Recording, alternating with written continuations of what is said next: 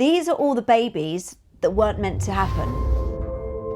The women, people had had IVF maybe 7 times, miscarried up to 9 times, remortgaged their houses, and Marilyn helped them. Don't become your diagnosis. 25 years ago, and you're in doctor's surgery with crippling pain in your stomach.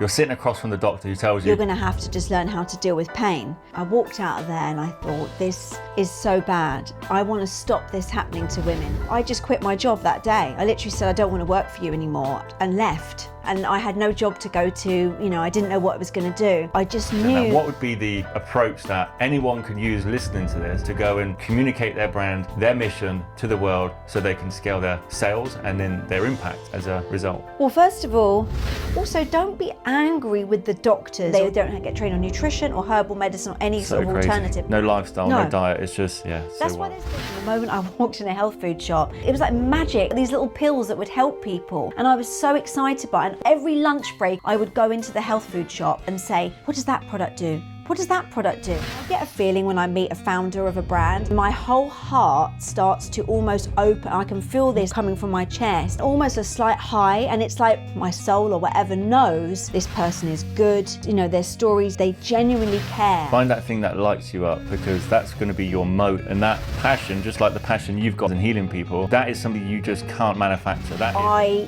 want solutions. Those women sitting in that doctor's surgery being told to learn to live with pain, there is another way of doing this. That's what gets me out of bed in the morning. What excites me is helping people heal. Helping people heal.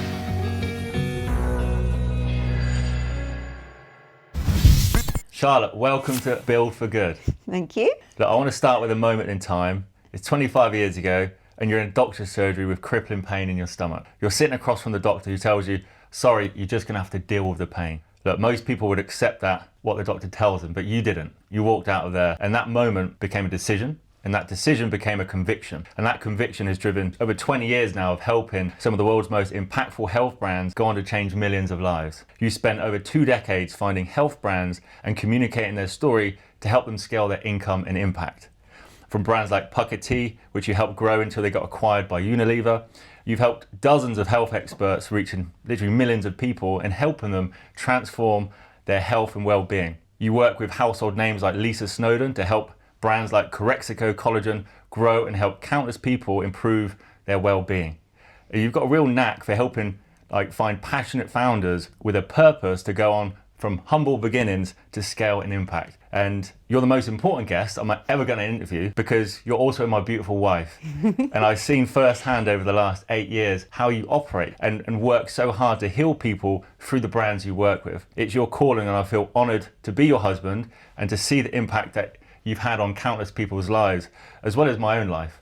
All right, what today is really all about is, by the end of this episode, you're going to know how to communicate your brand to the world so you can scale your income and impact.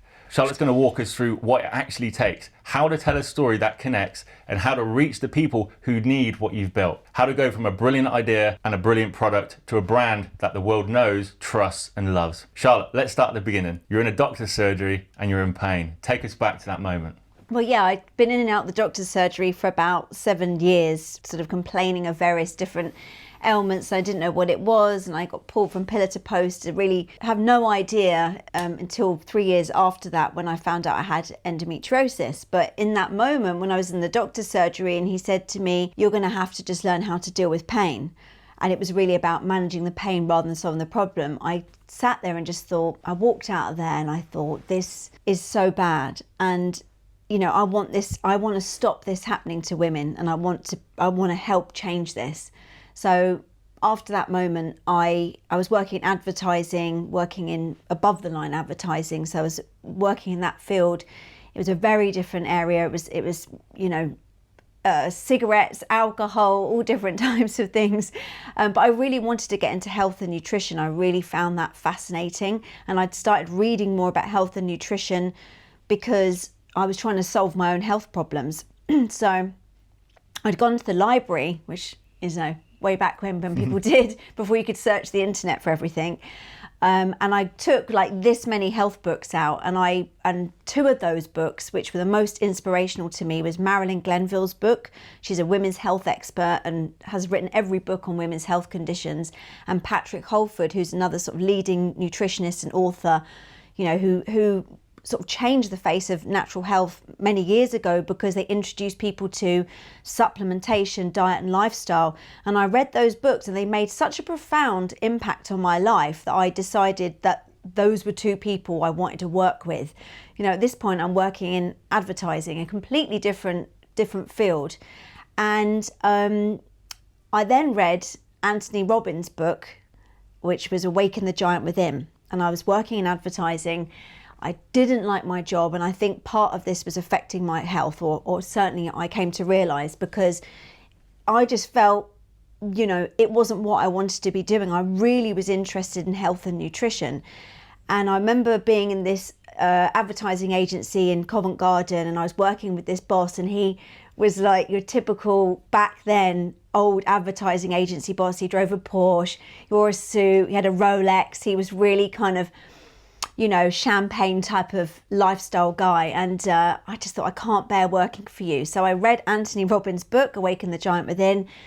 And I just learned the fact that you could change your life by almost deciding what you want to do. It's like dropping that fear. So I just quit my job that day. I literally said, I don't want to work for you anymore, and left. And I had no job to go to. I didn't know what I was going to do. And I knew one thing I wanted to do, and that was get into the world of health somehow, because I needed to do that. Fast forward on from there, I got offered another job, temping. I had this vision to work in the health industry.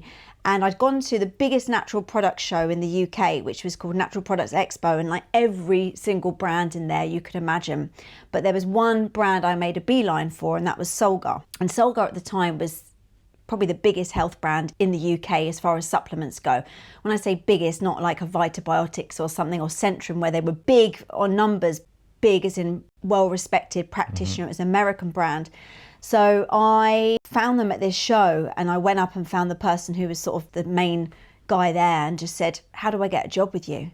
And he was like, well, have you done anything in health? Have you done any sales before? And I hadn't. Roll on a few months, and I applied for a job at Solgar.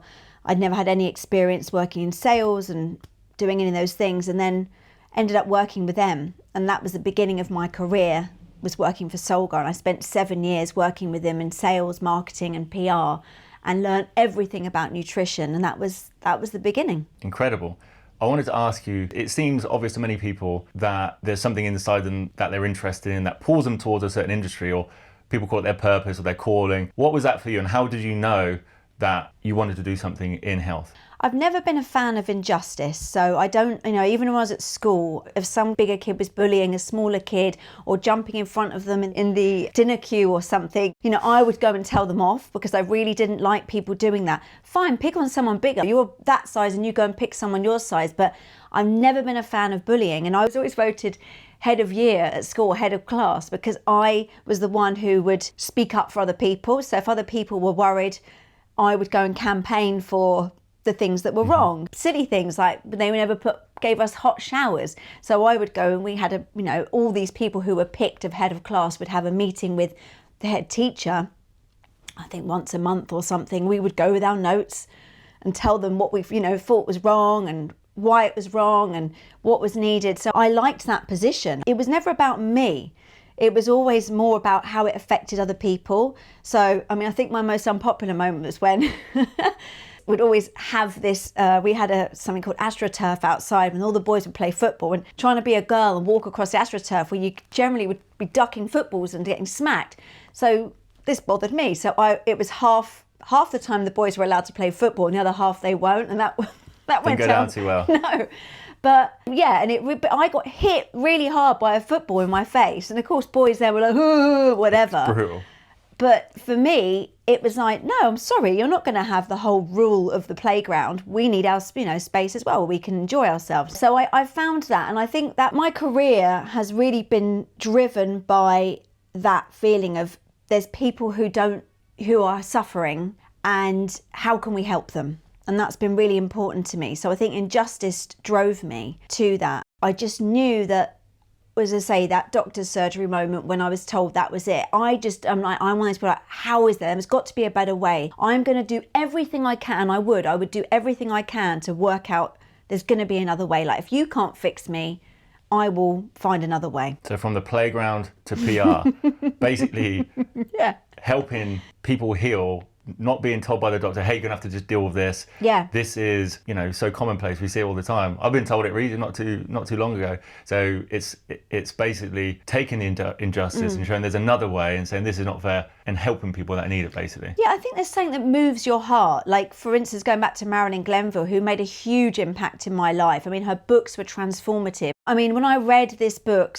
because the information, it was like all about women's health, your periods, your policy, hormones, all the things, why you get headaches, like everything that happens to a woman from acne to periods, stuff we don't really understand, and how nutrition and what we eat and drink and our lifestyle can make a massive impact. And I remember I was like honed in on, I went to this agency, roll on after I left Solgar, I went to work. My vision always was, by the time I was 30, I wanted to work in Soho, which is a very busy, buzzy place in London, which is like the place where the creativity hub was in the whole of, the UK was Soho. It was like production companies, TV, there was loads going on there, agencies, PR agencies. A lot of media. Loads of media. Yeah. And then I wanted to work in Soho, and I wanted to be in a natural health PR agency.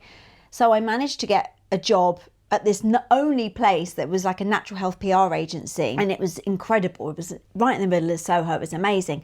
I knew I wanted to get Marilyn Glenville because I'd read her books, and she was like the reason why I really got into natural health.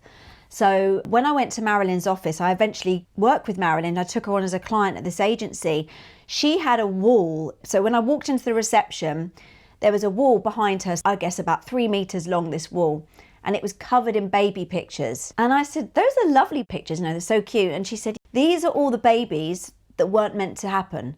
And I said, what do you mean? She said, well, these were all the women who were told they'd struggle, they had fertility problems over and over again. And we're talking people who'd had IVF maybe 7 times or miscarried up to 9 times.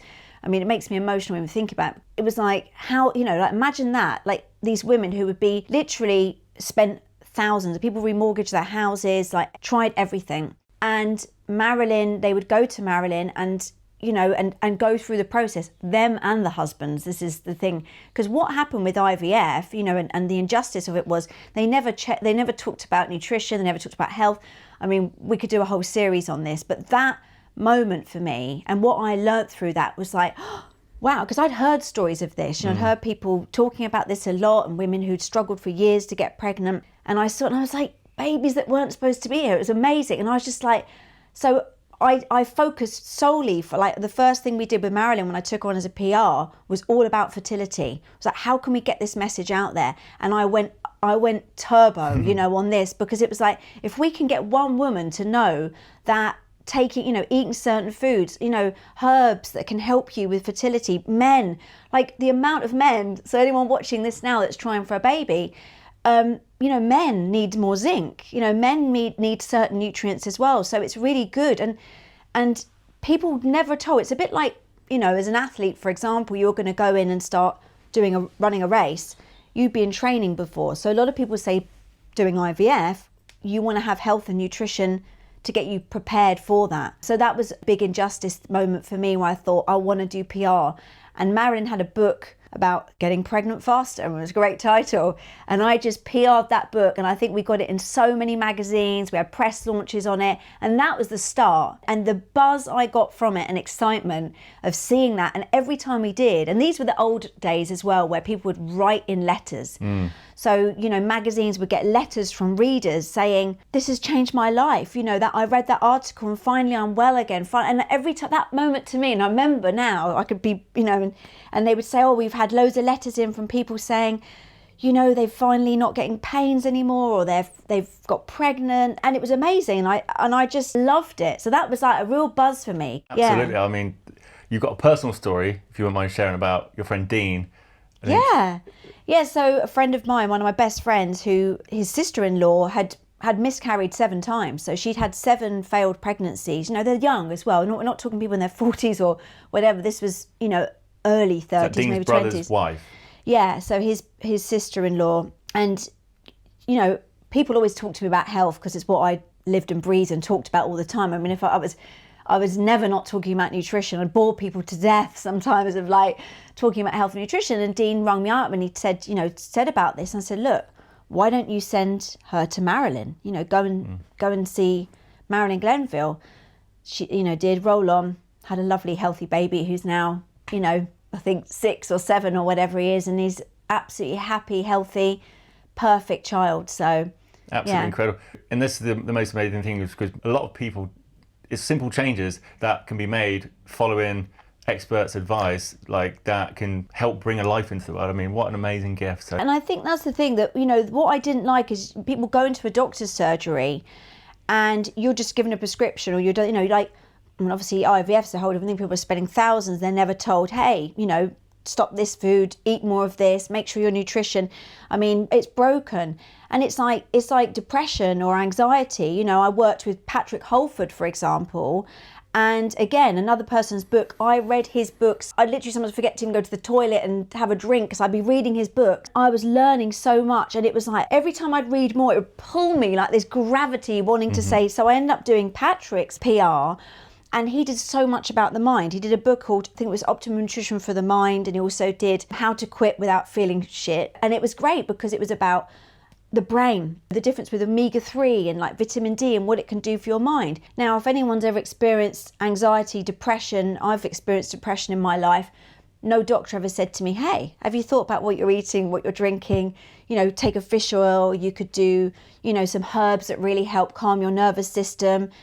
That doesn't happen in this country. So of course, people like Patrick Holford writing about you can take things like chamomile, or you can do this, and learning about B complex. A B complex is so phenomenal for your brain. And we're talking a cheap supplement here, compared to what it takes to, you can do this. But most people think, well, all I've got is a prescription for a, SSRI and that's it. But so every time Patrick Holford book got published somewhere in a newspaper or magazine, or he got an interview, they're knowing that there's going to be someone that's going to hear this and it's going to change their life. Incredible. And obviously the pharmaceutical industry is not incentivized to heal people.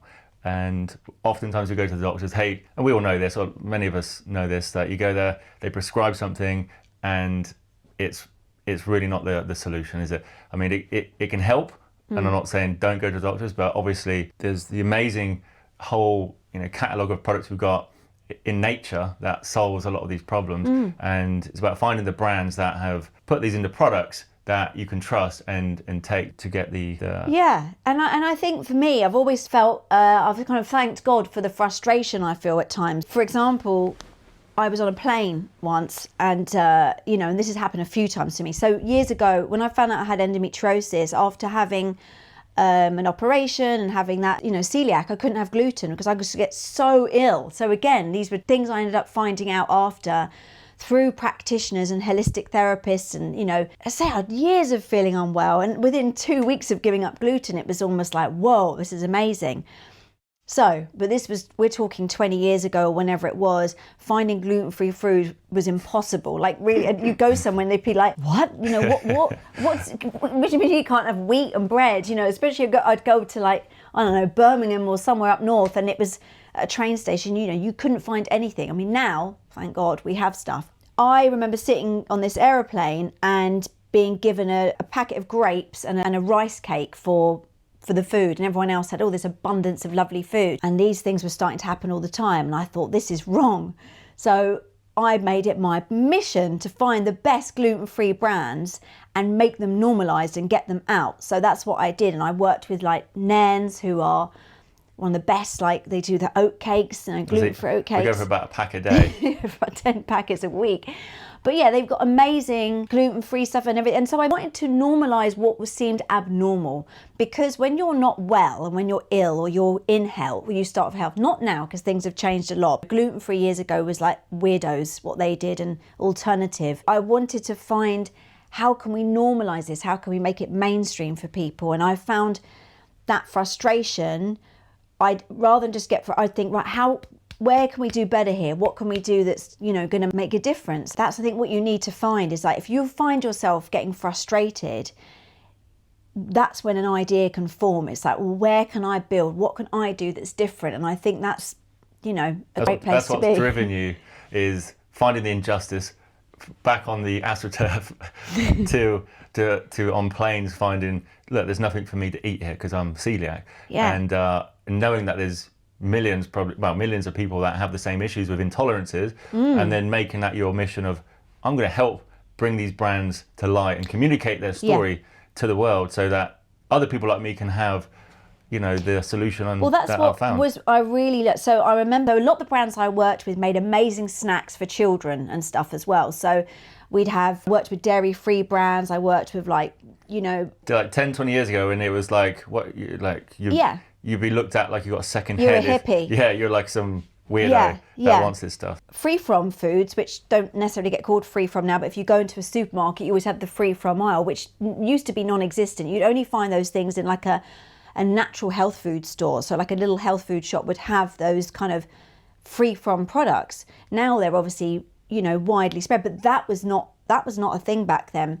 And I remember I went to sort of shows where they would do shows that were like gluten-free and allergy. They had the Allergy UK show or something like that.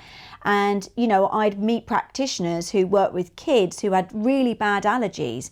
And these poor kids who were like, covered in eczema, or, their skin's all super inflamed. They can't eat anything. They're the kid at the party that has nothing to eat, or, they can't. Their parents don't know what to feed them because they're allergic to so many things, which unfortunately can happen through antibiotics being given to kids when they're young, or something going on. So I wanted to work with free from brands because it felt so good when parents go, finally, my child's got something to eat. It's like Nairns, they made these little like snacks for kids, so mums could give them to their children. They could have lovely biscuits and stuff. And that was like what lit me up, was seeing brands are growing. They're getting out publicity wise. The awareness is getting out in the press. But what really lights me up, and generally the brands, is when they have a customer saying, you've changed my life. I can now eat foods that, like Ombar. One of the brands I've worked with is a chocolate brand, and it's dairy free. And that was like transformative for people who couldn't have dairy, because dairy free chocolate was pretty revolting. It's like, you really feel like you're missing out when you can't have that. And then you have an Ombar and it tastes amazing. And it's like, you think, well, I've got something different.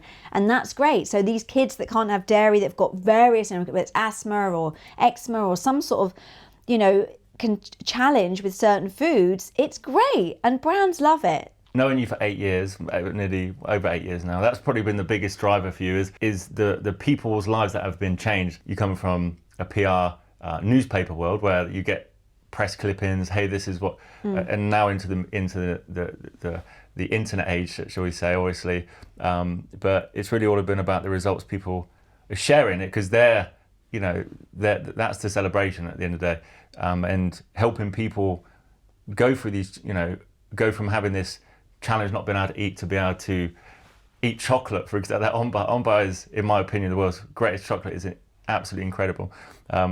So what I want to talk about is, more on the children that have been helped as well, because obviously there's a lot of stuff coming out with, ADHD and these type of challenges for that children are having, and some of the companies out there that are helping children with supplementation or products to help them thrive instead of, be sent into the corner or into the naughty step. Yeah, I mean, children's nutrition has always been fascinating to me. When I worked at Solgar, it was actually one of the biggest things. We had a range, and I remember reading, there was a lady nutritionist called Dr. Alex Richardson, and she'd done trials with children using fish oil with children with learning difficulties, ADHD, neurodiversity, and their behaviour and how it changed their behaviour. And I went to a couple of lectures as well about this, and that was great because, again, I don't want to be like, oh, this is nice, it makes you feel a bit better. It's like, well, what difference is that going to really make for children if you can get them able to sit and focus and concentrate better? So that, again, was amazing. Like and that awareness. So when we had a study or research, or you've got stuff going in the press that can help parents understand that, your child needs omega-3. Like DHA is critical for the brain. It's critical for learning and development. That's one of the, fish oil is EPA, DHA, and you know, you need EPA, but you also need DHA, but DHA is the part, so pregnant women need to have that for children's brain development. So for me, you know, health now has become almost a bit, dare I say it, vain and superficial, and a bit sort of, you know, we're all talking about longevity and like, you know, looking good. But for me, it's all about, you know, someone that suffered with IBS for years and found out they've got, you know, they've done a food test or they've taken a probiotic that finally stopped them getting bloating. And so I specifically want to find brands that are really pushing things for good. Like one of my clients, Hifastotera, I met them 18 years ago when no one knew about functional, or people call it medicinal mushrooms. And I get a feeling, right, when I meet a founder of a brand, it's almost like, I don't know, if people say they go on a date and they might start falling in love with someone. I get the same feeling when I meet a founder of a brand, and my whole heart starts to almost open. I can feel this like coming from my chest and almost a slight high. And it's like my soul or whatever knows this person is good. Their stories, they genuinely care. And I know now, like I've sat in meetings because, you know, when I worked at an agency for 10 years in a PR agency, we'd get people coming all the time. Can I speak to you about, I want to launch a health brand? And sometimes I couldn't even be in the same room as people because I knew they were lying. I knew their products weren't legit. I didn't, you know, and then you'd get one where I couldn't leave my seat. You know, I remember a CBD brand coming in and he'd been helping children with epilepsy.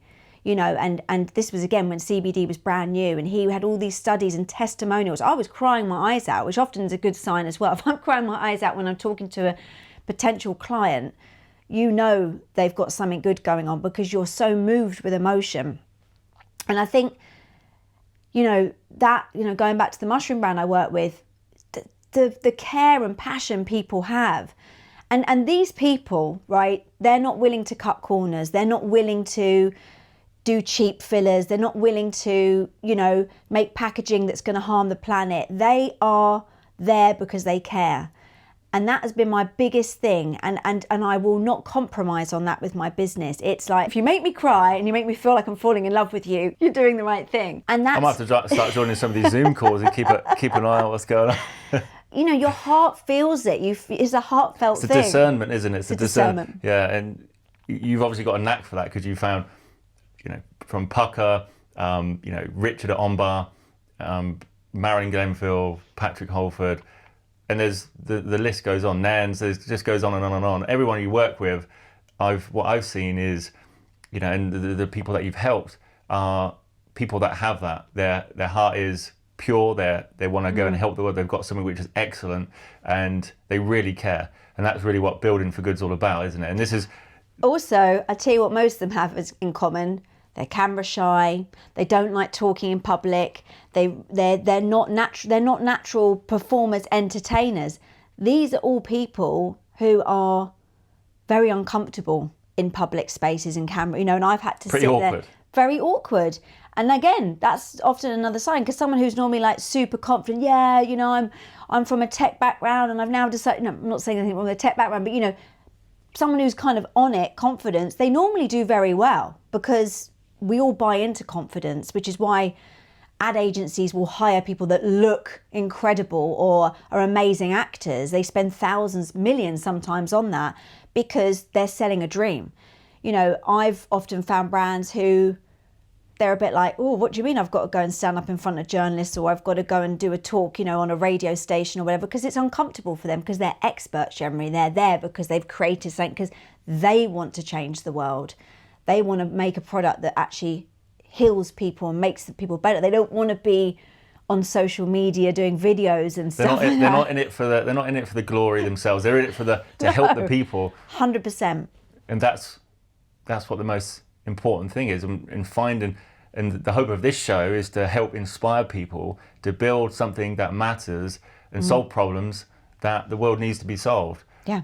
Whether it's helping, you know, the AstroTurf be split between the girls and boys, I'm joking, or, you know, building brands that actually go out and change the world, you know, and impact people's lives. And I know it's cliche, it gets said a lot, but even from not just, the actual end customer, but the actual people where it gets sourced from, for example, like, Richard and, Ombar, who's, sources all of this chocolate ethically and, make sure they get paid fairly. Also, like Tim and Seb from Pukka, they were kind of like pioneers in that sense, weren't they? In saying all the farmers that we're going to find these amazing herbs for our teas and our supplements are all paid fairly, looked after, and it's done in a way which regenerates the soil and doesn't damage it. And that's the thing for me, that is really important, because, and I think customers now, like people who are actually the end user, really are savvy with this now, because we can all go on and look at apps and see where, are they actually doing what they say they're doing. And yeah, I think with brands, you have to make that decision to say and stick with it, because even when the market gets tough, my clients I've worked with would rather not have a product on shelf and lose money than put a product on shelf that is not as good quality. And this is the thing, as a business owner, you have to make a decision. And when you start, if you are going out there, and this is what I say to any client I'm taking on is, have you got any skeletons in the cupboard? Are you saying you're green and you're actually not? You need, if you're going to go out there saying you're a environmentally friendly company, or you're organic, or you're this, when the press look, I cannot take you to press if there's things that are not, properly done. So you have to make sure you're doing that. Don't lie and kind of greenwash if you're not actually doing the right thing. The truth always works the best. Yeah. It's just foundational 101. But why don't we talk about, what is PR? What is that for a brand? And that's probably the place I'd like to begin. So PR basically stands for public relations. So it's how the public perceive you. So it's a relationship with the public. So, PR does get a bad name often, because, you often hear people say, yeah, well, that's their PR spin, or, that's what they've been told to say. So you'll get, a politician won't just go out and say, oh, I'm just going to come up with my talk. They will run it by their PR team first. So let's say if something's happened, they've been caught having an affair or something like that, they're not just going to suddenly come out and make, a statement themselves. They will have a PR machine behind them, telling them how to say it, what to say, how is this going to be perceived by the public? That's what the most important thing is. So public relations is what PR stands for. And it really is, that's it. It's your reputation with the public. So of course in health, your reputation, well, what do people want to be in health? They want to be seen as credible, trustworthy, authentic, deliver, so they're going to actually have proper results. So for me, it's looking at, all of those aspects. So a brand does need to start with how do you want to be perceived by the public? If you want to be seen as glamorous, you want to be seen like this super chic, luxury health brand, you need to be doing photography like that. You need to write like that. You need to be, in the right places. For example, if you want to be seen as a country kitchen, like mum product that people do, and it's really how your customers. So knowing your customers and how you want them to perceive you. So obviously we've all seen those classic kind of, car ads where there's a guy well dressed, in the car with his suit, looking cool. It's saying you can be cool if you drive this car. So it's really knowing who your customer is, and then the relationship you're going to have with them. And that's really key. The relationship you're going to build with them through stories, through advertising, through every touch point of the company, basically. And from my understanding, PR informs all of that across the board. Mm-hmm. And it allows the brand owner and company to connect with their perfect customer that they're looking to attract and work with, and communicate what they can achieve or have with this brand, basically. Yeah, I mean, you obviously can. Brands will have normally a brand identity. I mean, we will often get the case of they say, well, this is who we are as a brand. This is our brand profile. This is our brand guidelines. We want to be talking in this style. We want to be communicating in this way. We want to talk with these types of people. So we would then, for example, host a press launch, which was the sort of traditional way of doing it and still is. We go to press. So years ago, there wasn't really influencers. Influencers were press, or they were celebrities as such. So, like proper celebrities, actors, models. Before the rise of the Instagram influencer. Before and I think it's great, because I think what it's allowed now with influencers is you can tap into, for brands, it is incredible now. It's a powerful time to market your brand. Like, yes, it's harder to, the cost of meta advertising, the costs have gone up. For an influencer now probably charge you £5,000 to do a reel. It might have been £300 a few years ago.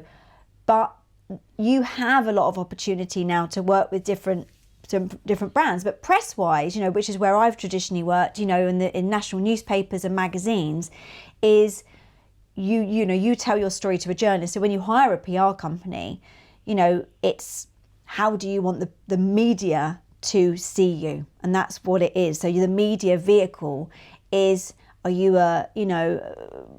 for example, let's talk about Pukka Tea, Pukka Herbs. For example, they were, two sort of guys, who, one was a herbalist, one was sort of wanting to get into marketing, but he worked in marketing and he wanted to, he hurt his back, started doing yoga, got into herbal teas and sort of holistic living, and wanted to do something that was working with a health brand who, could make the world a better place. Basically, it's what they wanted to do. And Sebastian was an Ayurvedic practitioner. He was, a herbalist, and decided that herbal tea was pretty revolting and wanted to create a herbal tea that actually had a functional medicinal properties to it. So he started creating these teas using like really high quality herbs, which actually, there's a very big difference with herbal teas quality wise what you can get. Mm-hmm. So he made really amazing herbal teas, and then met with, Tim and him found each other, and they produced Pukka.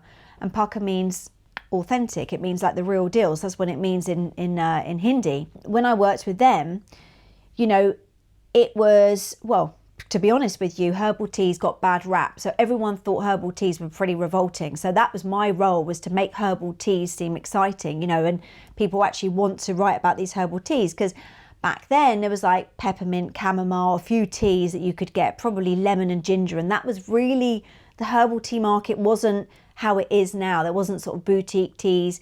So that was my goal. And this is important for brands to understand as well, because I always say every 6 months, people's awareness often changes. And you see that in health now. Like 1 minute everyone's talking about an antioxidant of some sort, and then they're talking about creatine, and then they're talking about peptides. And you need to move, unfortunately, quite fast and with the times, and be aware of what people are talking about, so you can stay on top of those things. So with the teas, the first thing we started was just getting journalists to like the teas. It was trying to get them to actually think, I'm willing to swap a coffee for a herbal tea. That was the goal. And then it was like, okay, now how do we educate them on the actual health benefits of the tea, why it's different. And that progression, it was incredible. I've always often described, our role is a bit like gardening, which sounds strange, but PR is you're sort of, you need good soil, which is, let's say, the press. You're planting this seed, and this seed goes into a journalist's brain. Okay, I like the sound of this. This sounds good. They then grow, this grows, and this relationship blossoms. And if you build a good relationship with journalists, and that is probably the secret source of everything, is building that relationship with a journalist. So they love you, they trust you. They need to become the ambassador that will tell everyone. Because what that will do, and if you're a brand that wants to continue, not just be a one-hit wonder and you buy and sell overnight or whatever, you want to really establish yourself, is build a really good relationship with those journalists, because they will continue to write about you. So every time you launch a new product, guess who wants to write about it? That journalist who loves you. You want to bring them to see a new facility you've opened, or a new launch, or a whatever it is, campaign, new business news. You need to build that relationship with the journalist. So the PR's role is to build that relationship with the journalist. If you don't have a PR, you need to do that yourself. And that's really key. So you need to know what they're interested in, how they write, how they speak, what is it they want to know about. Because it's like going for dinner and taking someone for dinner who doesn't like Chinese food, right? And you go and take them for Chinese food and they go, don't like Chinese food. What I like is Italian food. I should have known this. You've just, or like taking someone for business deal. Basically knowing your customer. So got to. So PR is, from a brand's perspective, a relationship with a number of journalists that are essentially, they have distribution, they have access to millions of people through their media. Yeah. Whether it's newspapers, whether it's online platforms, these are the gatekeepers really that PR agencies build relationships with, that can take your brand, whether it's a health brand or whether it's an online, your own personal brand. You might have a coaching company, or you might have a tech brand. The concept is the same. You go to that journalist and you present, your brand in a way where you want to communicate that to the masses, basically. Yeah. And how you want to be seen, right? How you want to be seen, and so you're picking the right journalist. So if it's like, I want to reach women who are midlife, let's say in their 40s, which is a lot of the briefing I get, because women in their 40s will often be thinking about their health a lot. So I will find journalists who write about women's health at that age. That's a good segue. So I'm a brand. I've just started a company. I've got a burning desire to help people with their health. We've got a matcha tea company. I know that's popular right now. Many moons ago, I did have a matcha tea company. When I met you. When we met. So didn't work out, the matcha tea company, obviously. But walk me through, what would you have to do to present yourself to, I'm a brand new matcha company, really excited, burning desire to help people. We've got a great story. How would you present that? What would be the approach that anyone can use listening to this to go and communicate their brand, their mission to the world, so they can scale their sales and then their impact as a result? Well, first of all, is obviously you get as many opinions as possible. So let's say you are a matcha company. Now, obviously at the moment there's a lot of matchas around, so it's why you, what makes you different, that's the key thing. So if there's many of these products around, like let's just say you're launching a matcha now, if you go to a journalist and say, hey, we launched matcha and this is what matcha, so where they were like, yeah, I know about matcha. So it needs to be what is so different about yours. So key things is like, take those USPs about your company. Maybe you give money to charity, maybe you work with a unique supplier, maybe you fly to a part of the world that other people don't get their matcha from. Maybe you've teamed up with a chef, maybe you've teamed up with a celebrity, maybe you are some sort of person with an amazing story who healed their health. I know there's a brand at the moment where the girl had I think she's got ADHD and she launched her own matcha brand. That's her story. So if it's helped you in some capacity, PR again is about storytelling. So journalists want a story to tell. They don't just want to go, some of them do want just a new product, but you need to find that. So I think that's really important, first of all. Obviously, if the other thing with PR, which I didn't mention, is be everywhere. Like literally be everywhere. Like Red Bull started like that. So many brands was what they call guerrilla marketing, just got out on the streets. They were here, there, everywhere. Try and be here, there and everywhere, even if that means going and say, there's a cool clothing shop that's opened up in your town. Can I come and do a pop-up here? Can I come and, be here and just serve iced matchas? Find other people who are cool, doing cool stuff that you want to be part of, if you want to be cool, or if you want to approach, busy mums. Where are busy mums hanging out? Coffee shops. Do a pop-up in a coffee shop. Say, I'll work for free for today, but can I do a collab with you? Like that is free. Like you've got to be prepared to work for free. I've done loads of work for free, and a lot of brands I worked with did a lot of work for free in the beginning. If it means giving up your weekends, evening job, working in the evening, whatever, you need to be everywhere. And when it comes to press, again, if you can get it in front of it, if you can't have a PR company, which again, that's an expense in itself, hire a PR company if you can. Now, when you hire that PR company, get as much, really do your work and find out and say, look, make sure they're passionate. If they're passionate about those products, that's going to that's going to come out. Like I'm passionate about health. I'm not passionate about sports cars or fashion or, other things. Health is where I'm passionate, because we've already been through that. So find that PR company who can ignite that passion, who have relationships with journalists where they are experts in that area. Matcha would be examples. So you want to find a food PR agency or a PR who can do that for you. Or if you can't do that with yourself, is find out who the key journalists are who write about that. You can now look online, of course. You can go onto, AI and say, tell me who writes about these products. Look under that and then go and just say, hey, can I send you a product? Can I come to your office and bring a product to you? God, I used to turn up at offices and like bringing journalists like deliveries and hiring people to turn up, dressed in cool outfits, delivering matcha and stuff. So yeah, just be bold, be out there, and also expect. So again, if you gift a journalist a product, don't be messaging them 2 days after and say, when are you writing about my product? That's not how it works. If you send something to a journalist, give it at least 6 days for a follow-up, just checking you've got the product, or do you have any questions, or, oh, have you thought about trying this, iced matcha recipe or something? So yeah, you have to be patient a little bit with it. Don't be pushy. It's not sales, it's about storytelling. So that's probably the main thing. So let's say a brand, I want you to walk us through what would happen, because I think it'd be easier for you to just explain it. If somebody comes to you and say, hey, we want to work with you, what would be the process to get them from unknown, small brand, just got started, got an amazing story, all the ingredients, and then how would you get them from there to, being able to grow their impact and their income through great PR? Okay, well, let's talk about Ombar, because Ombar was a brilliant sort of example of this. I met them at this show. It was a yoga show in London, and Richard, who's the founder, and his girlfriend Amanda had this little stand, and they had their Ombars out and they were sampling, and I've never tasted dairy-free chocolate like it. So I had to have about 4 or 5 pieces just to make sure it was really, what I was tasting was amazing. And so I knew, because I've eaten enough dairy-free chocolate, there was nothing like this around, nothing. And I said to Richard, look, give me 6 weeks. I want to PR your product for you because it's amazing.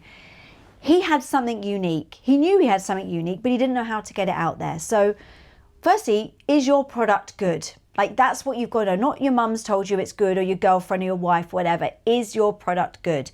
Do your market research first. Get as much feedback from as many people, and ask them to be honest. Even if that means an anonymous thing. Because some people find it hard to tell. I think most people find it hard to offend people, especially our friends. We don't want to really go, do you know what? Especially Brits as well. We don't want to say that. Polite. And obviously don't be put off if people say it's bad, but if it's something you're tasting, let's say a chocolate bar or a product, look at your research, look at what the competition are doing, make sure your price point's good. I've had loads of brands come to me with their amazing products, but their price point's too high. Journalists go, sorry, not putting that in. It's, or it goes in, but no one buys it because it's too high. So you want to make sure all those things are in place. Tastes good, product's good, packaging's good. Even things like, can it be delivered without being broken? Like, just make sure everything is perfect before you go to journalists and go to press. And then you need to generally write a press release. So that's the key thing. Have your social media ready as well. Like, if you're launching a brand, have social media ready, have your website ready, have testimonials on there, because you want to be ready when you go to press. Because if your story gets picked up suddenly and people come to your Instagram, there's like 2 posts of just, random stuff. Be super prepared, like over prepared with that. So be press ready. So that must play into not having any skeletons in the closet as well. Because surely if you're like, okay, we're ready to go, we've got the foundations ready, the people love the product, website's good, social looks great, but there's these skeletons that we're actually using like a really dodgy supplier, or we're actually using, the clothes are being made and it's in some sweatshop in, obviously that would be a big red flag. And it sounds obvious, but what would be the checklist if you were to say that you would run through just to make sure that everything is, all the T's are crossed, I's are dotted? Yeah, so you just need to make sure, and obviously if you are saying you're vegan or you're organic, you need to have certifications for that. You can't just be, vegan. You've got to be... Tell the truth, basically. Tell the truth, or just wait till you're ready. Don't have an amazing product. Don't cut corners. If have something which is different and is obviously ethical. It's going to help the world. It's going to leave the world better than we found it. essentially. And you have to be persistent as well. And PR takes time. That's the other thing. You've got to be patient. I've so many times brands have come to me and gone, we really want to get sales in and we really need to make X amount in X amount of weeks or months. I'm like, we don't do that. Again, it's public reputation. It's PR. It's awareness. You're building awareness of something. I think they say, I mean, whether this is still the case, but it takes like 7 times touch points for people to actually make a decision. So don't expect just because, I mean, don't get me wrong, sometimes you get a product land in a magazine or newspaper and it goes, I mean, I've had things where it's gone into like the Daily Mail, which is a huge publication, or the Times newspaper or something, and you'll see sales from it because people read it. And one of the biggest areas that works is firstly celebrities, because people will, if it's a good story and they buy into that celebrity, it will convert. And secondly, a really powerful case study. Now, this is something I say to clients a lot. So with a health brand, there's 3 things that you want to have. Say you're a health brand, you're launching a product for a menopausal woman, for example, or a sports product. Have your experts, who are your experts behind it? So when they say, well, okay, this is lovely, but who's credible? Who can back this up? Do you have a nutritionist? Do you have a scientific director? Do you have studies on that? If it's a product you're claiming is going to help people have better vision, when they're on their computers or something, do you have an optician who can do, and I have this a lot, they go, we've got the best product in the whole wide world and it does this and this, and I'm like, yeah, but who's your expert? Show me the proof, basically. Yeah. So you need to have that, because even if your product's amazing and you've had 50 customers give you testimonial feedback, you will often need a study or some research or some evidence. This is the big challenge between natural health brands and the pharmaceutical industry. When you hear that, or even brands, okay, like for instance, there's a peer-reviewed journal study that claims that, I don't know, ashwagandha, for example, probably has got clinical studies on it. So, you can bring up some clinical evidence, not for your brand, but you can say ashwagandha has been shown to help with reducing, help with stress or whatever. So you just need to make sure your experts are ready. Case studies are really powerful as well. So a lot of the time with health brands I work with, I've got this at the moment, for example, they might have a product say, we're brilliant at helping people who've got tiredness. This is designed for people who are feeling tired all the time. I'm like, okay, can I have a product? They go, oh, I've got someone, but they don't want their picture taken and they live in another country.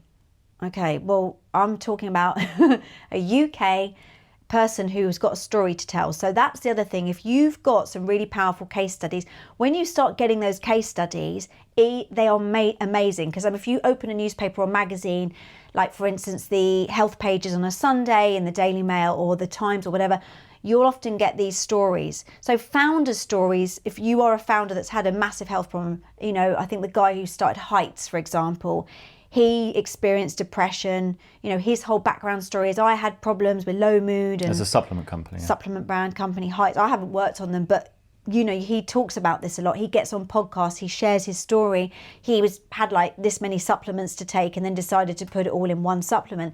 So if you're the founder, share your story a lot, talk about your story, because that's really important, because people want to hear that, and try and get as many case studies as you can. So that's really key as well, because journalists like stories.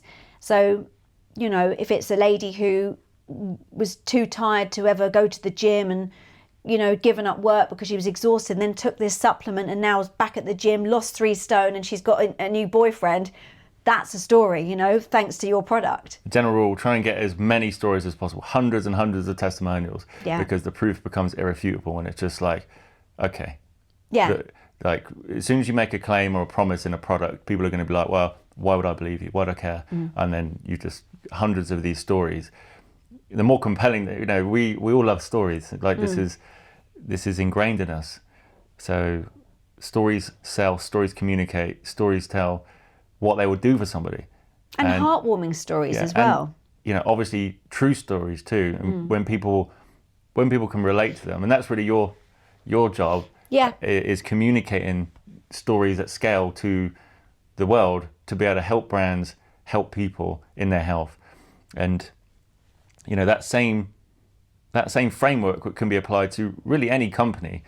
It's how do you tell your story? You have the founder tell the story, you have all the employees tell the story too of how it's helped them, and then obviously making sure it's all true, and then the customers too. And then also, even better, go one step further, tell the stories of if you have inventory and you're sourcing from suppliers, tell the stories of the farmers that you're helping and the lives they've changed. And even the stories, if there's a lot of B Corp companies, or there's a lot of charity companies that give to charity, then tell the stories of the children you've impacted, or tell the stories of the impact that charities had that you've been given to through your company. And that, communicating all of that, is how the brand is perceived by the public and the customers they want to attract. Definitely, and the impact you're making. Obviously, a lot of the time with you've got to be aware that we get this a lot where brands go, but we do this and we do this and we do this and we're great, but that won't be the first time journalists have heard that. But it's important whether you can use that on any just keep telling that story, because the more people hear it, the better and the stronger it gets as well. Going back to like what you were saying with paying farmers correctly and stuff, the brands I've worked with, that's always been a big thing, and it may not, and going back to the gardening story I was talking about with journalists, although the journalists may not exactly write about all of those aspects, so don't expect them to say, and they give this amount to charity and they do this and they do, listing all the 6 things that you do as a company, but it will penetrate their, they will understand. And when they write about, best, is obviously going back to things like health products. If you're making a claim that a product's going to do something, you need to back it up. A product that tastes great, like the Ombar Chocolate or the Pukka Tea, people taste it and they go, wow, this is good, I like this, so it's the taste point is there. It's getting them to realise that I'm not going to eat my that chocolate brand anymore, I'm moving to this. But also it tastes great, but they also make sure they pay the farmers fairly, and it's organic, which means there's no pesticides sprayed on it. Most people, again, like, they don't understand what is B Corp and what does that even mean. You've got to explain that. You've got to explain what organic means. It means it protects the environment. It means it leaves the land in a better place. It's not harming wildlife, or people give people context of that. I think it's really important, but it will help. Yeah, most people don't even, they don't understand half the things. So explain it in the most layman terms possible to be able to communicate. Why should they care? Why should they care? And so you've given us a crash course in how to communicate your brand in terms of reaching the right people and sharing the message, sharing the testimonies of the people that you've helped, and packaging that up in stories that people can remember. So what would you say is like the biggest mistake people make when they're like, okay, I've got this new company, I want to go and change the world, they're all excited, and then they fall flat on their face because they've not been able to reach the people they want? What would you say is the biggest mistake you see? Spending too much money too soon. They've gone too hard too quickly. They've got investors. They've think, right, I'm going big, and I've seen this loads of times, over the last 20 years with brands that have come in and tried to dominate the market, like we're going to be this, we're going in, and they've hired all these celebrities, they've done this, they've done a massive press launch, they've done, gone here, there and everywhere, and then they've just gone because they can't afford to keep going. And that happens a lot. It happens a lot because Why does that happen? Well, because an investor will see an opportunity and then they do it, and then the investor loses interest and goes, well, actually, I'm not really making much money here, because there's always people with money to invest in you, but you need people who really believe in what you're doing, who are prepared to go through the rough times. It's like a relationship, right? You're going to have the amazing days and you're going to have the difficult days, and you need to be prepared to stay when the bad days come, and know that you're going to, and how can we work through this together? It's a relationship, and you've got to have that relationship. So a lot of the time I've seen brands have gone in, they've got an investor, and I've seen this a lot, and I've almost felt it in the room when I've been in brands. I've thought, oh, this is dodgy, because they've seen, we're opening this brand new gym, all right? We're going to do this gym, everyone's into training. The investors come in, they just want to put some money into something. They're getting frustrated because it's not growing quick enough, and then they pull out because they're not seeing a return on their investment. So you need an investor who is prepared to hold tight, stay patient, back you, support you.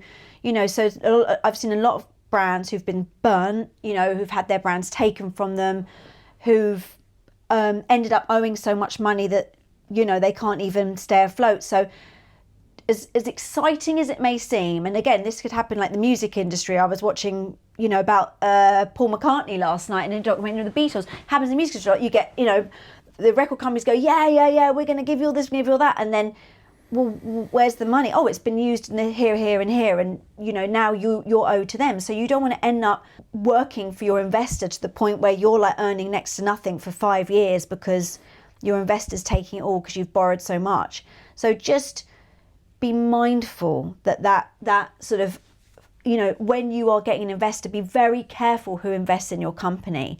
And also working with retailers as well. What you'll find a lot, and I'm not going to mention any retail stores here, but they will burn you. That you've got to be careful of that. So if you get your product into a store name that's, hundreds or thousands of stores around the country, then if they start seeing it sell well, then they'll probably create their own. They may create their own. Just like on Amazon, really. Yeah, that happens, and that can happen a lot, and it's very disappointing for people. Or they just suddenly say, oh, well, we now got product B in, and product B's cheaper than you, and they're going, yeah, but product B's got fillers and binders and excipients in, and it's not organic and it's not this, but unfortunately we're selling more of it because they've got 3 celebrities backing them. We've seen this so kombucha was something I worked on a lot, and that was the beginning stages of kombucha, for example, and everyone was going crazy for kombucha. But when I started, it was like a small brand. It was the best kombucha in the whole business. It was done properly, it was organic, amazing. But then there was this boom of all these American brands coming over, and they were pasteurized, they had loads of sugar in them, they just had cool packaging and a celebrity launch, and then people get frustrated, and then they're like, well, hang on a sec, now they're selling loads of those instead at Whole Foods rather than our brand. You need to stay patient with it.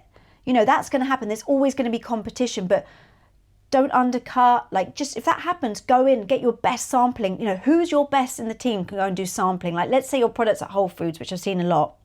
I've done loads of sampling at Whole Foods, for example.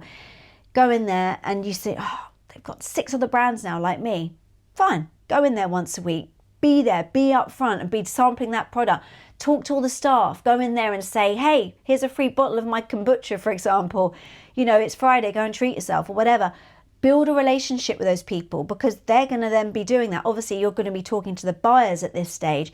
But, buyers, yes, they're looking at numbers. They don't really care so much. They just want to make sales. That's their job, and do that. They want to get the best deals possible. But you can also, like, for instance, go to that buyer and say... What's a buyer? A buyer will be looking at... for example, let's say a Whole Foods buyer, you will go and have a meeting with a buyer, either a rep from a distribution company, if you get them with a distribution company, or you're going to go to that buyer yourself. And you need them to believe in your brand to get you on shelf.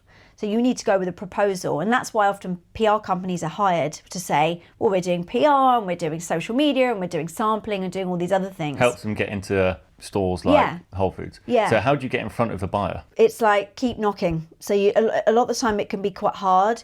So often trade shows used to be the place where buyers would come around and look, but distributors, so some of the Whole Foods and wholesale distributors will have people that will go in and present your product, because they'll have a sort of catalogue. So say you have an amazing, let's just say a kombucha you're doing. You could go to a wholesaler and they could then present who sell to Whole Foods. And then you could start building a relationship with that buyer. I would also suggest, which I have done to my clients, say go and find smaller health food stores. So if you've got some, what they call in America, like mum and pup shops, where they go in and, and you say, which I used to, when I worked with Solgar, sometimes I'd want to get in and be in there, and I wasn't in a certain store. I used to say, look, hey, I tell you what, can I just leave 3 of these on your shelf? You don't have to pay for them. I'm going to leave them here. If they sell, great. If not, we won't, forget it. I'll come and pick them up and do that. And, I'd just talk to them and say, I think they're brilliant because people are looking for these sorts of products, whatever it might be. And, sometimes I'd be launching something new, like an acai berry. I mean, imagine, like, obviously now people know, but then it was like, acai berry? What the hell? What's this? So I'd go in and do my little spiel about acai berry, why it's cool, why everyone's talking about it, put it on the shelf.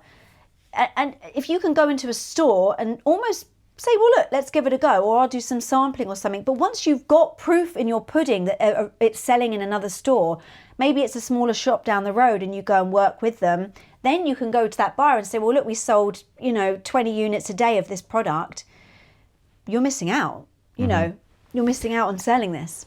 So it's basically a volume game. First, make sure your product's good, make sure it's unique, make sure it's different, positioned against all the others in the marketplace. What's different now, basically? That's what is going to catch people's. It doesn't have to be groundbreaking. Ideally, it can be groundbreaking. The better the product, that's always foundational. Make your product amazing. But then once you've got an amazing product, you want to. That's where the work kicks in. Yeah. Well, and it never stops either, because it always has to evolve. It's a machine that needs to keep churning out, and that's the thing as well. So let me just finish that thought. So make sure the product is amazing. Keep improving it over time, seeing how you're positioned relative to the market, and how in a way which really helps the person you want to help. And then once you've got that foundational stuff, then you can go. This is very high level, but in it with a health lens, like you started a health brand, then you can go to small stores, mom and pop stores, as you said, and start getting your product in these stores. It's just a numbers game. It's a volume game. The more reps you put in, the more doors you knock on, the more shelves your product's going to be on. And then you can start knocking on the bigger doors, the Whole Foods, the Planet Organics, the Air Horn in America. What other ones is there in the States? Whole Foods is the biggest one. Whole Foods is the big, yeah. I mean, obviously it's owned by Amazon now, but it's just volume game, knocking on, building them relationships, being there, being everywhere, like you said with the Red Bull thing, and well, also things like, for example, just be aware. Like, say you got into Selfridges in London, like it's a big, if people know what Selfridges is, a big debate, or Harrods, for example. Harrods and Selfridges are very premium, stores. Are you going to sell loads of volume there? No. But does it look good to your customers who go on your website and say, we are sold in Selfridges or we're stocked in Harrods? It's often a reputation thing. So it's like public reputation. Again, it's that reputation of what the public perceive. If you, let's just say, oh, yeah, well, I'm stocked in Harrods or Selfridges, immediately that you think premium, right? That's like, so if you want to be seen as a premium brand, go and put your products in Selfridges. Get your products in the Selfridges. Go and get it in Harrods. Go and get it in a really luxe store. In Harrods. Yeah, I worked with Harrods and Selfridges. With Solgar. With Solgar. So people want to be in those stores. They want to be in John Bell and Croydon and in Wigmore Street in London, because it's an affluent premium place. So again, going back to sort of my role with the press. Years ago, people would say, well, where are you stocked? That's what they want to know. Are you in Boots? Are you in Holland & Barrett? Are you in where are you stocked? Because where can people buy you from? Now, obviously, everything's online. So again, with online, the challenge can be, and if you're like an Amazon retailer, for example, your Amazon store, you have a shop on Amazon, you don't know who your customers are. So you don't know where they're coming from, what they're doing, or anything about them. And the same with a retail store. You can, with a retail store, often do what we could say in-store demos. So you're actually coming and experiencing that feedback from your customer. And, if you've got an online shop, then obviously you've got complete control over who your customers are and you can communicate with them. And that loyalty is really important. So, one of my clients, Corexico, for example, he has, I think, the world's best collagen brand. And I've been working with them for years. And again, this was a person who my heart lit up when I spoke to him. He had a whole background story being a gastroenterologist on the NHS. And I mean, just an amazing, lovely, very humble guy. He was an Amazon seller. So he was only selling to Amazon. That was it.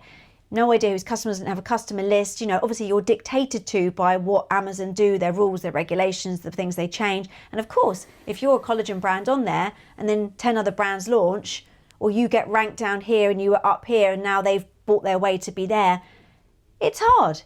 So he worked to build that, Kate, and wanted to build a whole brand away from Amazon, and he's now got repeat customers over and over again buying his product. And I worked with him, and that was the goal, was to building lists to get customers so you can actually sell direct. And actually understand who your customers are. As your customers are. It's amazing. They're not your customers, they're Amazon's. And, what you did with, Dr. Dinnock from, he's an amazing, gastroenterologist, you said.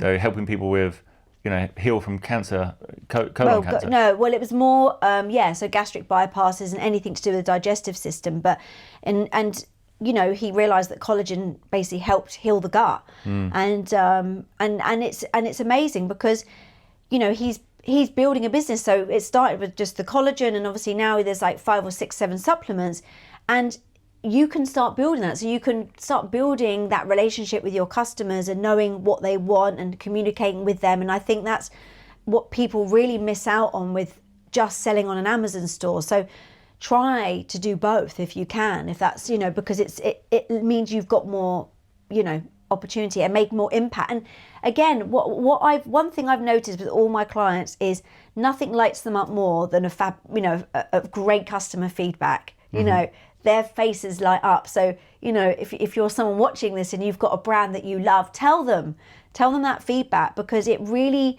that entrepreneur inside, that person who has the bad days, which you do, and it doesn't matter how big your company size is, you hearing from a customer that you've been helped by their product, you've been better, you've not been sick for 2 years thanks to their product. It is what keeps them going. That's actually the fuel for most entrepreneurs, especially the folks that are going to be watching this, people that are building for good, people that are on purpose, they're something that's pulling them to do their great work.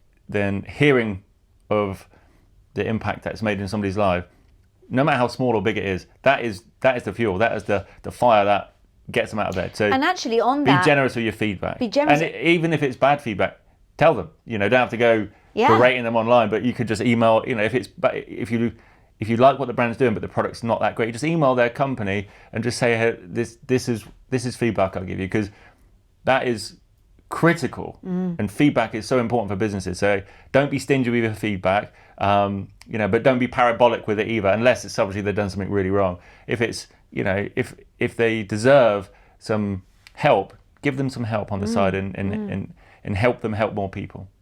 Yeah, and also don't get to the stage. This is the other big mistake. When you said what big mistakes do people make, I'll tell you the other one. They get so big that they get detached from their customers. They're not still knowing what's going on. So whether that's that retail store. So I heard this a lot when brands have got too big, they go, oh, well, we used to see them when they were started out, but now we don't see them anymore because they don't come around and, see us. But also with the customers, like one of the things I noticed, for instance, working with Corexico is I started making sure, so Dr. Dinnock was writing to them, and it was a letter coming from Dr. Dinnock, so all the company updates. We had a lot of things go wrong, and again, this is public relations. We had products go out of stock, things not turning up. But firstly, hold your hands up and say, I'm sorry. And I tell you what, every time you get an angry customer that's complaining, you say, I'm sorry, we've made a mistake, we did this, and this is what we're going to do to fix it. Don't shy away. If your customer care, and I noticed this, if your customer care is not doing a good job and you don't know about it, it can destroy your business very quickly. So know what's going on, get that customer feedback, and talk to your customers. Send personal letters from you, even if that's like keeping them updated with what you're doing. If you're running a marathon or you're, hiking Kilimanjaro or something. People want to be connected with people more than ever now, and you see this. You only got to look at comments. If you're a supplement brand and you want to see how people feel when these companies sell out to big conglomerates, look at the comments and people going, I'm not buying from them anymore. People they buy into that founder, they buy into that brand and their vision and what they are. So, connect with them, stay connected with them. Even if you get to the stage where you've got a massive marketing team and a PR agency and you've got tons of people working with you, get in with your customers. Be the front line, understanding 100%. Exactly what's going on, and stay there, because that's how you're going to be able to keep improving and keep growing.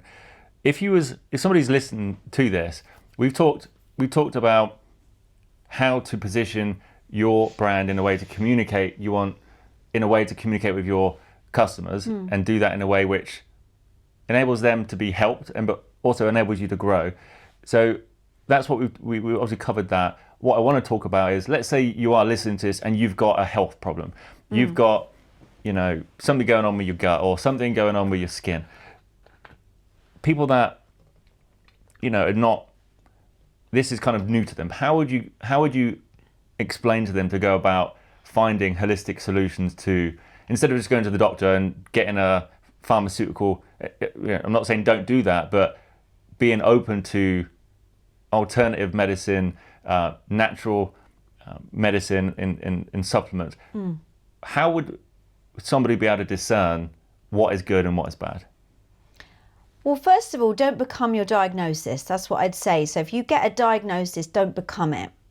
Don't manifest that diagnosis, because so many people do that, and you hear, oh, I'm this, I'm that, I'm this. And make it small, basically.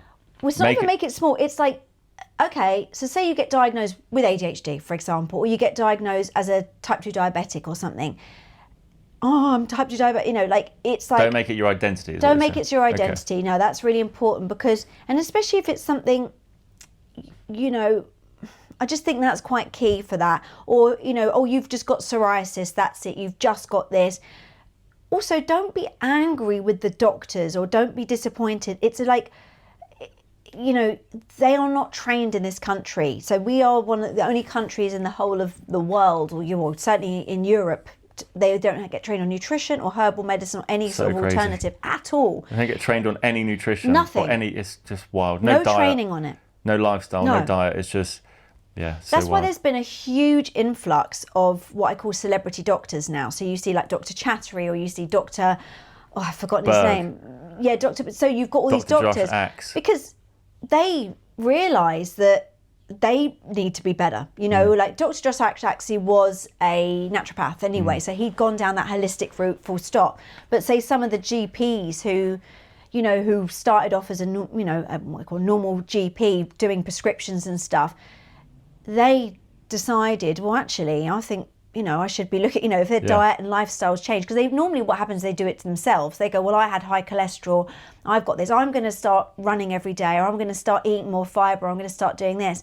So, yeah, that's why that's changing. But obviously your doctor, they're not going to have all the answers, and that's just the way it is. So don't expect them to.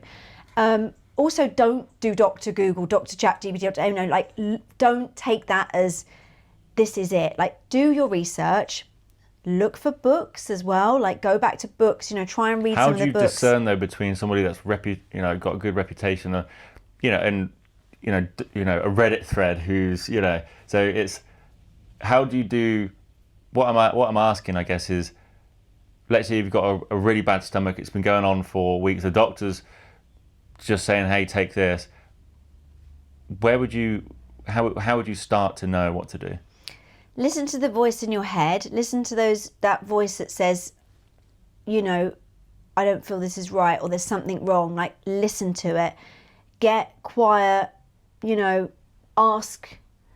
And, what I say, sleep on it, pray on it, but ask for that advice, because that wisdom within will come up. And it might be, something you're eating, something you're drinking, something you're using, it might be you're getting a rash, but it's actually the stuff you're using in the washing machine or something. Or, ask yourself, are you really, if you're stressed all the time, you're drinking alcohol every day, and you're, feeling tired, and you just think it's tiredness and old age, or whatever, or you're getting skin flare-ups, look at, do that. Also journal on it. Like, keep a diary of when you get affected by things, because you might see patterns as well.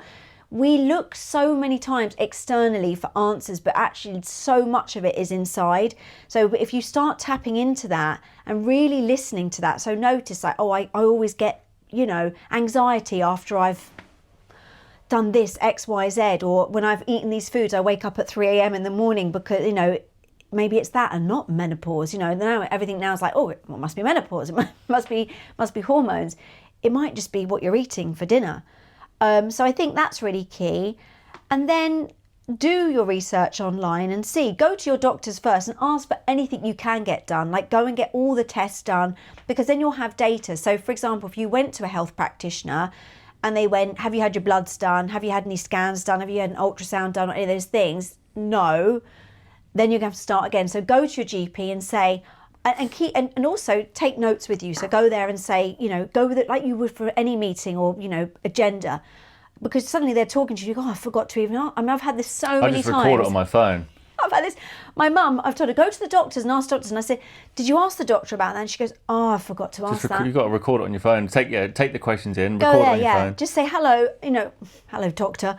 I've been struggling with these symptoms. Obviously, if you want to get a test, it's the NHS, push that. Say, I've been feeling unwell under the bed. Be like, well, at some point it'd be nice to have a scan. I am struggling every day. Please, can you get my knee looked at or whatever? So you can then have that, as much as you can done at the hospital for free, and then take it to a practitioner. You want to find a clinic potentially where, depending on what it is, this is the thing with bodies, they're not just your knee that's painful, might be your hips are out of alignment, or it might be your migraines are coming from food you're eating, not, where you're sitting at your desk. So I think work out what it is that, try and listen to your body. I know it sounds that, hear this again, but listen to your own body, make notes, do a journaling, notice things, and then try and get as many things from the doctor. Don't become your diagnosis if they say it's this, and then start looking at the research, who can I go and see? And obviously now we've got so much around with AI, which is incredible. You can put things in, whether it's pictures of a rash, it might be symptoms, load up that journal log into AI. You don't have to put your name in there if you want to keep it private or whatever it is, and look at it, and that pattern recognition, because that's what, when you sit down with a GP, well, some sort of health practitioner, obviously with a GP you get like 7 minutes of time, so it's often not long enough for them to diagnose you fully. Whereas when you go and see a proper practitioner like a naturopath or a nutritionist, they're going to sit down and they're going to ask you like loads of questions. I don't know if you've ever been to a practitioner, you'll get probably pages of things saying, have you ever experienced this? Do you get it? And you're thinking, blimey, it's taking me hours. You're getting all the data basically. And that's what they need. Yeah, that will really help you, find the solution. So what I've been doing personally is, as well, once I get the data, then I do go online, I do go onto YouTube, and I go and find who are the experts in that field, who's got endless testimonials of helping people with the same symptoms I've got. And it's really a process of elimination, isn't it? You say, well, this is happening to me. It could be this, or this, based on all the data I've got and research I've got. I'm going to stop having this. I'm going to stop this behavior, this eating of this, whatever, and then see if anything changes. And then, get the data. If it's not, remove something else. Do one at a time until you figure out what it is.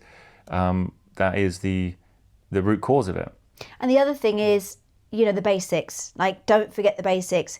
Good sleep, reducing stress, getting your body moving, get out in daylight, make sure you're getting enough vitamin D, make sure you're eating, the foods that are going to nourish your body properly. We all know what they are. They know it. It's not a burger. There's no excuse these days. McDonald's. There's no excuse these days not to know what. You just go online and talk about eating, good whole food diet. With, obviously this is your expertise more than mine, but there's so many books, there's so many teachings online. There's, doing it the right way is easy to find if you want to really look for it. Yeah, not getting overwhelmed, because obviously if you go online, you could literally buy 17 types of different supplements and you red light this and everything that, but what is going to work for you, and again on your affordability, and your time, what can you stick to? If it's a 20-minute walk each day, or, if you're, for example, someone who's suffering with, entrepreneurs, let's talk about them, because, you start a new business and you go out and do that, and what happens? You get burnout, you get exhaustion, you're up late at night, you're worrying about finances, there's all these things. You have to look after your health, as that stress goes up. So often people do, need that extra support, because, if you've got a job where it's easy, go in, turn up, have a coffee, have a laugh at the quarter machine, do a bit of work, have a lunch break, it's 5 o'clock and clock on, you're probably not going to suffer with too many problems, But when you are starting a business and you've got overheads and staff and orders to fulfill and everything else, and suddenly they go, I started my own business and all of a sudden I've got eczema come up, I've got migraines, I'm exhausted, it's because your body's under so much stress. You can be in fight and flight all the time. So just be mindful of that. Like, look at those things and say, okay, I've got to make sure that my body's protected. Look at those things. So it's a great time to work with a nutritionist. It's a great time to work with a herbalist to say, what can I take to stop, to keep my body strong, my immune system strong, to help me sleep when my brain is going 50 million miles an hour thinking about work? What habits can I put in place to help me go through this period of my life? Just like if you were going up Kilimanjaro, you'd be having the right equipment to keep you going. That was the thing that really helped me, was understanding the food intolerance thing, and then obviously getting your blood. So a food intolerance test, seeing what foods you are reacting to, a blood test to understand what your baselines are, and then you've got information to work with, and then working with experts to know if there's anything lacking, how can I improve it, and just monitoring over time, and that will give you a lot of insights to keep your health strong as you're going through stress. As we all know, it's not easy to build a company, especially when if you're burning the candle at both ends. So. And that's why if you're passionate, that's why that vision is, I want to help women experience less problems with their health. That was my goal. It's like, I want to help people, well, not just women, but obviously I was a woman sitting in a doctor's surgery suffering with pain and it was like, I want to help people like me who are put on another medication, sent off, not knowing what's wrong with you. I want to find those women solutions, because what happens is you start to feel bad about yourself. It knocks your confidence, it knocks who you are. You just feel like you're useless and kind of like just this person that's sick all the time. I wanted there to be solutions. So that's why I wanted to work with the best brands, work with the best practitioners, bring them into the media. So those people, like me, sitting in that doctor's surgery being told, just learn to live with pain and take some take some tramadol or something. No, there is another way of doing this. So if you're passionate, with your business, that's what gets me out of bed in the morning. It's what excites me is a problem. Helping people heal.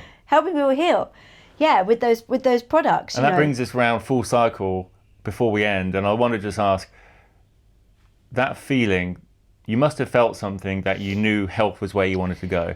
Was it a feeling of excitement? After working in the advertising agency, people smoking, drinking all the time, partying, what was it that said to you, what was the signal, health is what I want to go and do? Because there must have been something.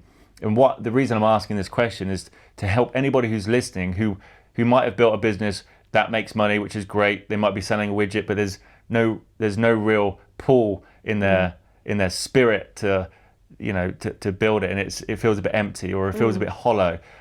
I've been in that position before, and I want to help people with this podcast to identify what is the thing for them that pulls them and gets them out of bed, and how you found that for you.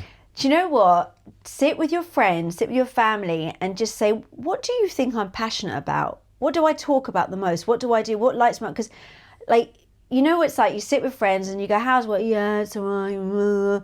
And then you go, and then they talk about something really interesting, like, oh, we've just booked this. I'm working on this project. I'm decorating my house, and I'm doing this with it. I'm making that, and I've started building stuff in the garden, and it's amazing. I've built the kit, and they're lit up with passion talking about it. That's the good guest. It's that thing that lights you up and it excites you. It's the thing that makes you do the why. So I think if you don't know what it is, look at where you're most lit up, and if you can't change your job yet, if you can't change what you're doing, for example, with me, I wanted my own health food shop. I wanted to get in the health industry. I just didn't know how to get into the health industry.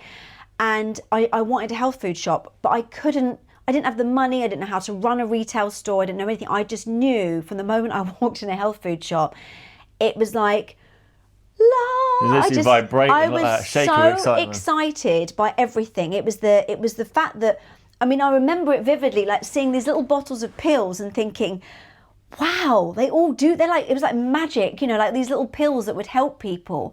And I was so excited by it. And all I did was read about nutrition. I would learn, I would go into the pharmacy, I'd go every lunch break I had at work when I was working in advertising, I would go into the health food shop and say, what does that product do? What does that product do? And this guy would literally sit there with me and be like, oh, it's her again, like coming in. And I would just love it.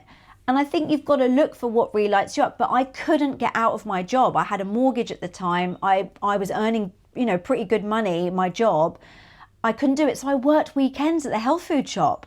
So I worked there Saturdays, and I was learning, and I was able to fulfill that excitement, I was able to do that. And, you know, maybe you want to run a coffee shop, or you want to run a bar, or bring out your own drinks company. Even I got paid like £5 an hour in this health food shop. You know, I wasn't doing it for the money. You were paying them. I was doing it to learn, to be amongst it, to be in that environment. So whether you want to have a fancy dress shop, or you want to have a kids party, whatever it is you want to do, try and somehow bring that in. You know, so many people want to be a musician, right? They go, oh, I want to be a rock star, I'd love to be famous. That's going to happen to like 1% of people. But if you love singing, you love writing music, great. Go and say, hey, I'll be the entertainment at your next party. You know, can I come do it? If you've got a whole room of people dancing, clapping, go, whoa, you know you're probably doing something right. Or you're a DJ and you want to, you know, you're not going to be the next Pete Tong, or Carl Cox necessarily, but you can still fulfill that part of yourself, and you don't know where it's going to take you. Because once you get into that and you start doing it, and you start, you know, so if it's back to a health brand, you know, maybe you go, do you know what, I always make the best, like, healthy chocolate brownies. You know, like, there's people I know who are now huge in the industry, have sold their company for millions. They started off making those little snacks, giving them to their friends, you know, hey, like, try my healthy chocolate brownies. And now they've sold to, like, you know, gazillions of pounds with their business. Pay attention to where you're lit up.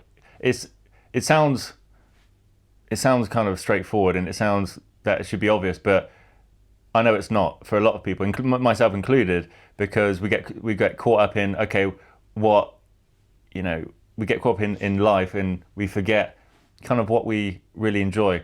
Especially the older we get. And yeah, we think, okay, what's a good opportunity? What's popular now? And instead of doing that, it's the wrong question to ask. The wrong question to ask is, you know, where am I lit up? Where am I, you know, where does my tone and my voice change? Where do I get animated? Where do I get excited? And that's usually signal for you to say, okay, I'm going to follow that. And even though it's not going to immediately land you in your, you know, your calling, your purpose, whatever you want to call it, it's going to be edging you towards that place. And that might take weeks, might take years, but if you keep following that, you'll eventually get there. Like this brand, okay, I've drunk this water for years, and the guy who started this brand, I think they're now one of the fastest growing water companies in the UK. I know that when I read it the other day. In Light Health, most people start, like the guys who started Dirty, the mushroom brand, they started because they have a health challenge of some sort, and they find a solution. They go, everyone needs to know about this. He was a rower, and he was rowing across, I think, the Atlantic or wherever it was they were rowing, and everyone started getting faint and dizzy and almost like passing out because they were in heat. So they had normal water, and they added sea salt, some seawater to the water, and lo and behold, it made them feel fantastic, kept them going, and basically realised that this, there was something in this electrolyte water, and then started making active water. So it was, pH 9, which no one knew back then what alkaline water meant.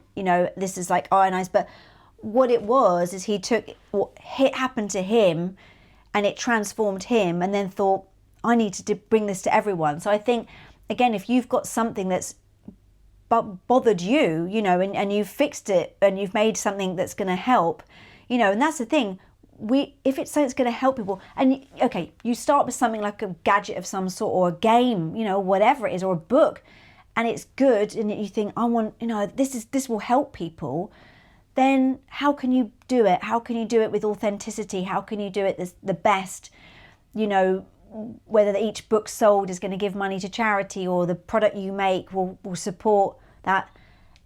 Have that vision of what it will do and how it will help people. But if it's helped you, it can help other people too. Find that thing that lights you up, because that's going to be your moat in the business. That's going to be your thing which no one else can copy. And that passion, just like the passion you've got for helping brands and healing people, that is something you just can't manufacture. That is a burning passion and desire to help people heal from ailments, things that they should be able to heal from. So if you find that thing that makes you lit up, makes you thrive, what you're saying is, that's that's a great indicator for what you should pursue, and that's also going to help your pursuit to be protected and in a moat around the business to make it different, and to be able to help you pull through the hard times as well, because there's going to be many. And inspire others as well. And because inspire if your passion, it is infectious, so if you come in and you're excited about what you're talking about, and I mean genuinely excited, not just like, hey, I'm going to be all excited today,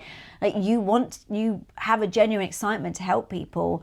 Or if you're not someone who wants to be in front of people, do that. Find people that are. Like, if you're not comfortable sampling your product or doing that or presenting, find people who are that. There's plenty of people there who want to get, and you know what as well, that's the other thing. Like, I've found the brands that do really well, they hire the people who are really passionate about that. So if you're like, helping children, or you're helping, women with fertility issues, whatever, find people who are passionate about that. And again, with journalists, if they're true believers, like, again, with journalists, if you want to get your story in a newspaper or a magazine, look up journalists who have written about something. If you're someone who's got amazing charity or a brand that's helping build wells in Africa or something, look online. Who is writing about this? Find them and like stalk them, literally. Like, hey, I'd love to speak to you about what I'm doing.